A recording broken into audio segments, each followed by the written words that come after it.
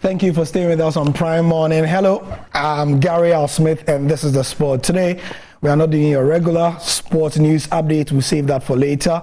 We're having a discussion on raising the profile of sports in Africa. In the past 2 weeks or so, you've seen our correspondents travel all across the world to the World Athletics Championships and elsewhere, bringing us local perspectives to the global issues. And I have said not once, not twice on those segments that it's important to have our faces and our voices there. Today, my guest is somebody whose job is to do exactly that, to raise the voice, the tenor and the profile of African sport. And he's been doing it for years, for decades as well. And his very identity goes to capture why probably this is important. And he's Franco-Gabonese, which puts him in a very, very interesting place as to being in Europe and African at the same time, giving European quality with the African flavor. That's the man in your short. And his job basically is to do a lot of good PR for African sport. It's a pleasure to welcome him into the studios. But first, watch a bit of this montage.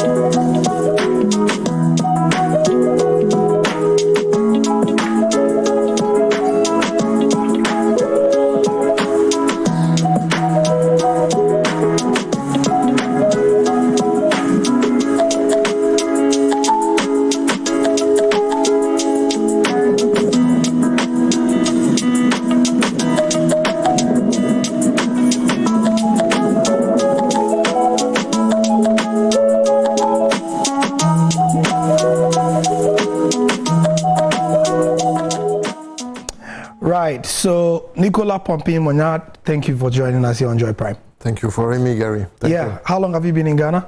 Well, 3-4 days. 3-4 days. Seems you come here every few months or so, right? I will come back in a few weeks again. Yes, as part of his job. So he is the team lead, essentially, of APO. Now, you may not know of his organization, but you will feel them. The African Press Organization is that organization that is behind a lot of the corporate communication for many, many, many global bodies. I'll read a few for you.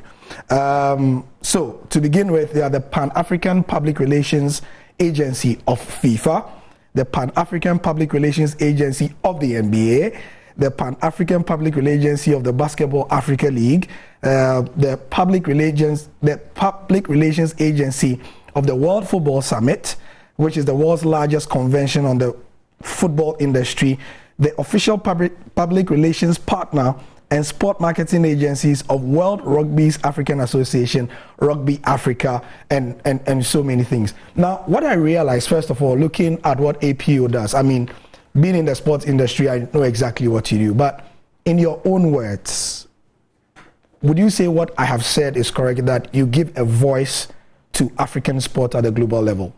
Absolutely. I mean, but what I can tell you is we are doing a lot of sport. We are doing a lot in sport, but it's not our core business. Core business is corporations. In fact, so we have 325 clients, and it's fact that well, for some reason, sport is interesting and important for a lot of people. So people tend to focus on our activity into sport. So it's a fact we are managing the public relations for the entire continent for FIFA, NBA, Basketball Africa League, Rugby Africa.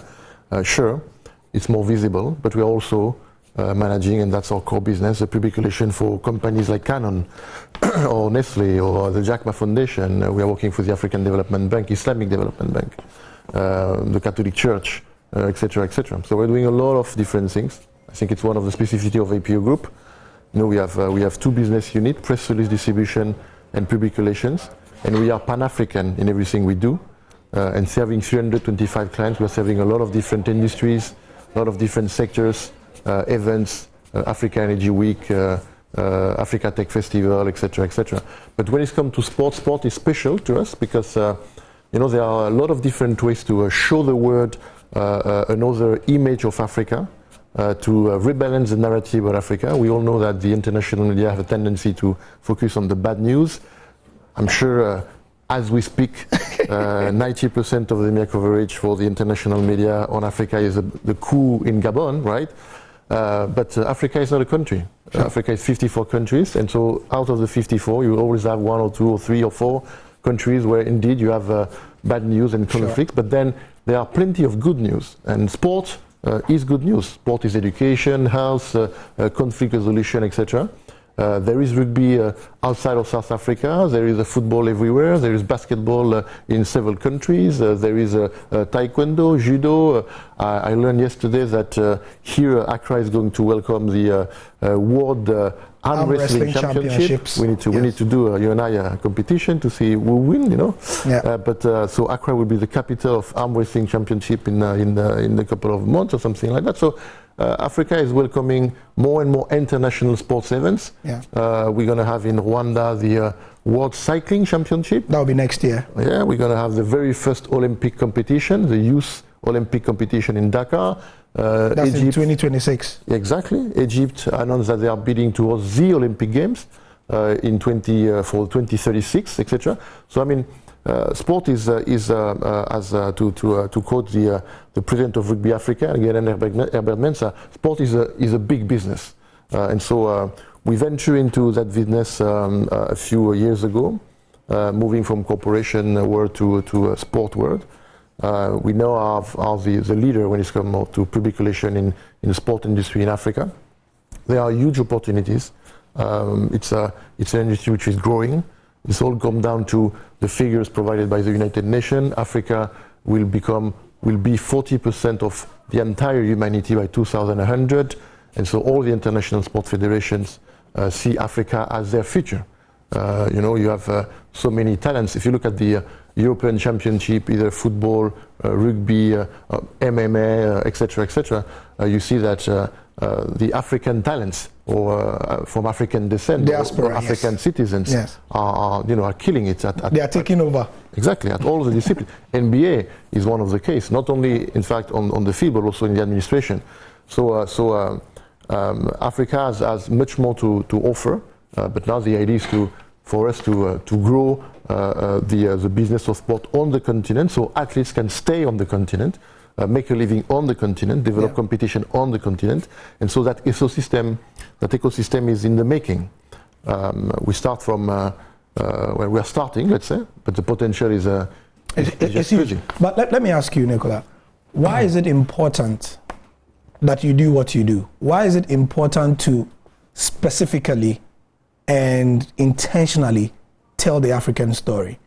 Is it the case that you feel like we leave too many things to chance, and so, for example, the Western media intentionally then tell the bad news about us? Listen, I mean, it all comes down to why I created that company. I created the company 16 years ago, 2007. I was a journalist for a Gabonese media. Was a correspondent in Europe, based in Paris, and so I knew that the media coverage provided by the international media was very poor. It was all about AIDS, conflict, coup, etc., etc. Uncomplimentary. Right? Yes, exactly. But as a journalist, I knew already. I was meeting the president of the African Development Bank regularly, etc. I knew that there were already good news about the continent. Just that the international media apparently didn't have access to that content or choose to disregard it, or etc. So what I did is I contacted all those institutions, African institutions. I make sure I receive all their press releases. Some of them will send me the press release in PDF, the other one in a RSS feed, the other one via email, etc. I will standardize all this, put it in a NewsML format, which is the international format for exchange of news across the world. And then I went to Bloomberg, I went to Reuters, I went to LexisNexis, I went to Factiva, the news aggregators, and I told them, listen, here is a feed of news, press releases issued by the press release, official statement, etc., issued by African institutions. Please offer that for free. I'm giving that to you for free. make it available to the international media, so at least it will rebalance the narrative. At least they will see that they wouldn't be able to ignore that there are also good news, you know. Sure. And sport is in my mind initially was exactly the same idea. Yeah. I think it's good that you have pictures of women playing rugby in Libya, in Ghana, in DRC Congo, which are available on Getty Images, thanks to APO Group. That we are distributing to all the big media, international media, from Voice of America to BBC to Al Jazeera to Deutsche Welle to whatever, O Globo in Brazil, making available to them press release, images, video B-roll about sport in Africa. So being in charge of promoting and increasing the visibility of the Basketball Africa League, it's something you can be proud of. Being in charge of promoting Rugby Africa is something you can be proud of, and it's a way to increase the visibility of the continent on a positive note, let's say, and to rebalance the narrative. Yeah. What is the role of Africans ourselves in telling our own story better? Well, in your experience now, well, we have a huge responsibility.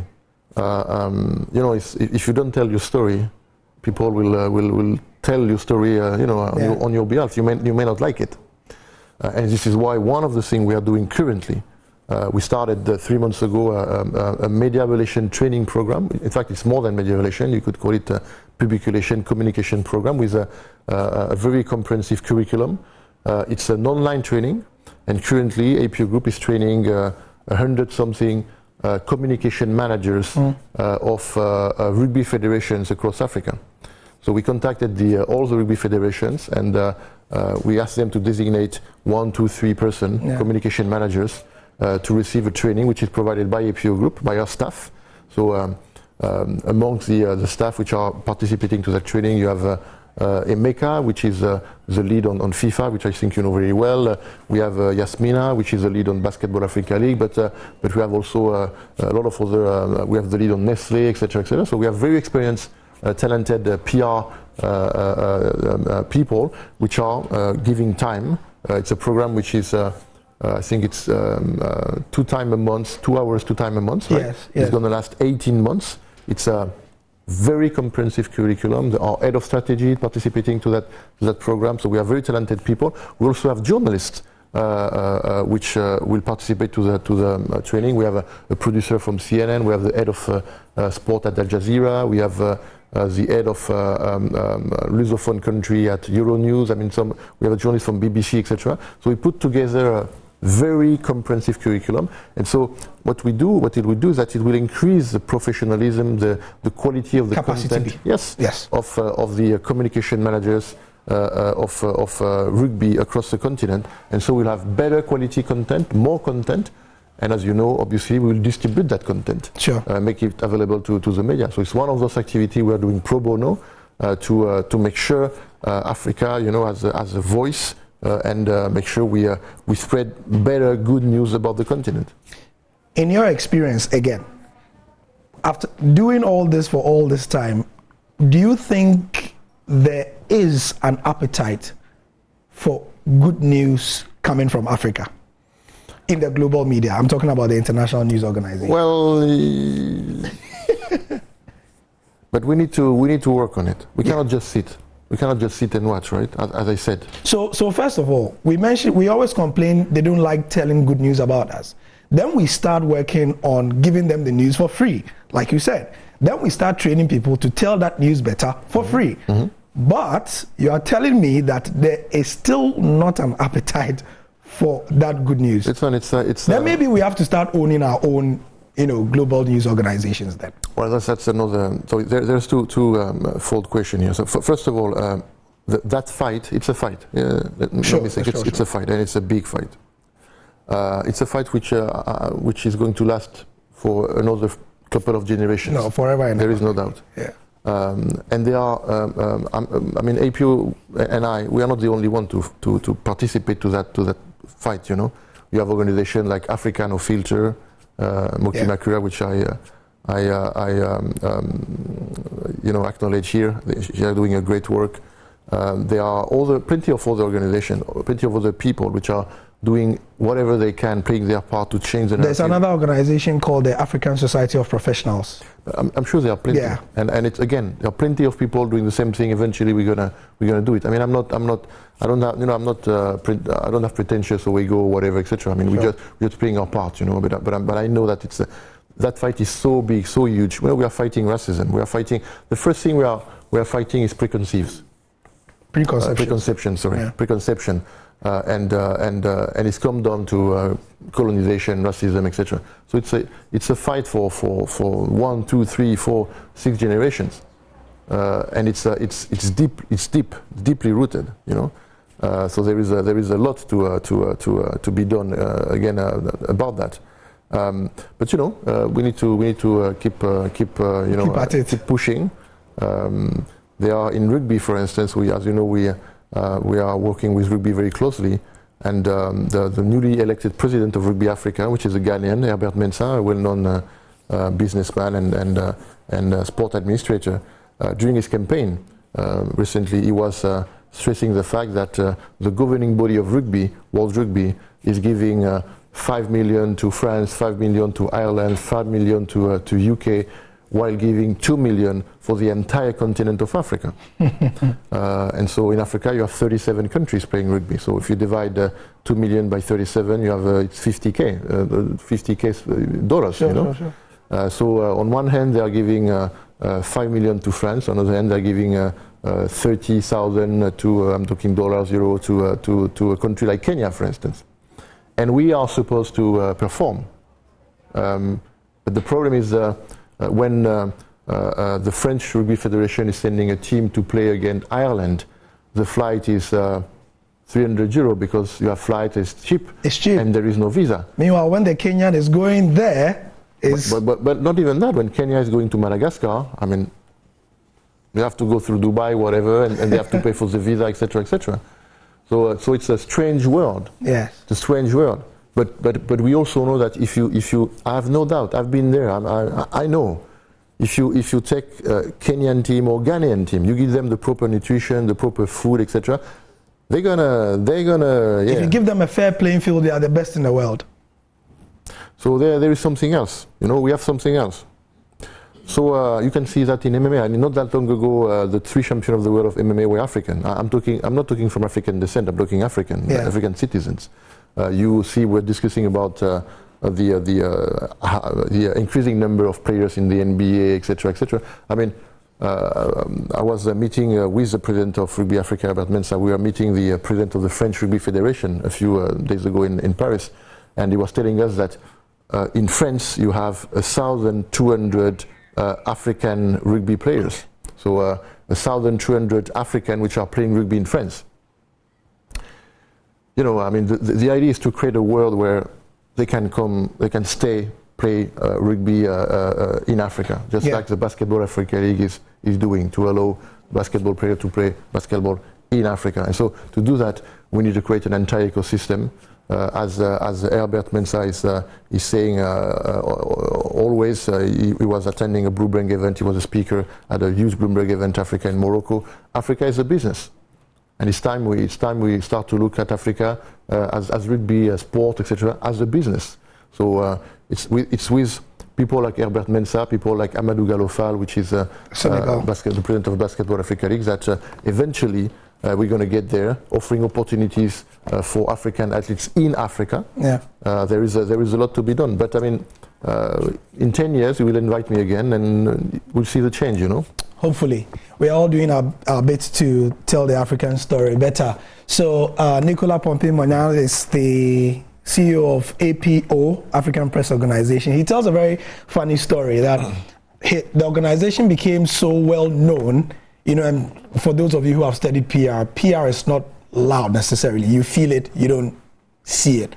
And so he went somewhere and he introduced himself as the CEO of the African Press Organization, and the people didn't get it. And then somebody said, is it APO? And they said yes. So he didn't realize that his own organization's name had changed around, and so people call it APO as well. In fact, I never call it the African Press Organization. It's too long. So you're one of those. I'm one of those. I'm one of those. Anyway, so occasionally we meet some very interesting people who are doing the actual work of telling the African story, and I mean, by the grace of God, you know, having traveled quite extensively, you see what he's talking about, that even when there's a good African story, the global media are not interested in telling it. It's a thing. Thank you very much for your time, and we hope that thank you, Gary. As you visit Ghana more, there'll be a lot more training for people who are interested in telling the good African story. Absolutely. All right, so that's your sport for today. Thank you very much for your time. We'll be back tomorrow with the usual fare. I'm Gary Al Smith. In the meantime, Champions League draw will be today at 4 p.m. There are lots of Africans in there. The Premier League returns. The transfer window show we are bringing you tomorrow at 8:30 p.m. will feature the best of Ghana and Africa on Joy News and Joy Prime, 8:30 p.m. to 10:30 p.m.